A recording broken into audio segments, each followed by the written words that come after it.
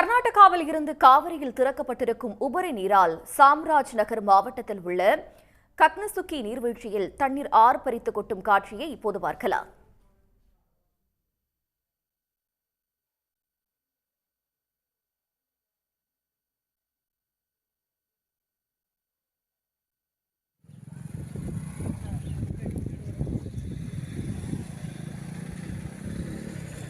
இது பற்றிய தகவல்களை தருவதற்காக செய்தியாளர் குணசேகரன் இணைகிறார்.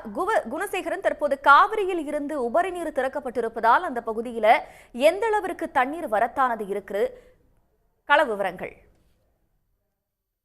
தென்மேற்கு பருவமழை தீவிரமடைந்திருப்பதால் கேரளா மற்றும் கர்நாடகாவில் தொடர்ந்து கனமழை என்பது பெய்து வருகின்றது. இதனால் கர்நாடகாவில் இருக்கக்கூடிய கபினி மற்றும் கிருஷ்ணராஜசாகர் அணைகள் முழு கொள்ளளவை எட்டியதை அடுத்து அங்கிருந்து உபரி நீரானது தொடர்ந்து காவிரியில் வெளியேற்றப்பட்டு வருகிறது. சுமார் 2 லட்சம் கனஅடி அளவிற்காக அந்த தண்ணீர் வெளியேற்றப்பட்டிருக்கக்கூடிய சூழ்நிலையில் காவிரியில் வெள்ளம் கரைபுரண்டு ஓடக்கூடிய அந்த காட்சியை தான் பார்க்கின்றோம்.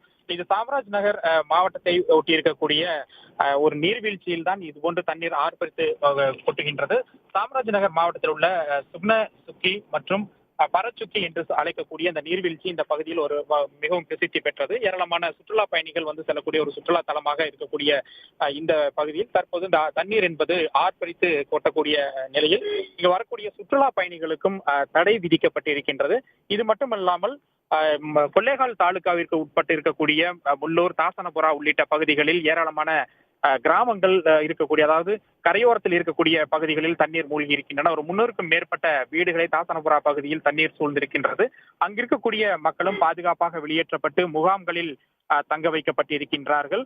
அதே போல போலீசாரும் பாதுகாப்பு பணியில் ஈடுபடுத்தப்பட்டிருக்கிறார்கள். தங்களுடைய விவரங்களுக்கு நன்றி குணசேகரன்.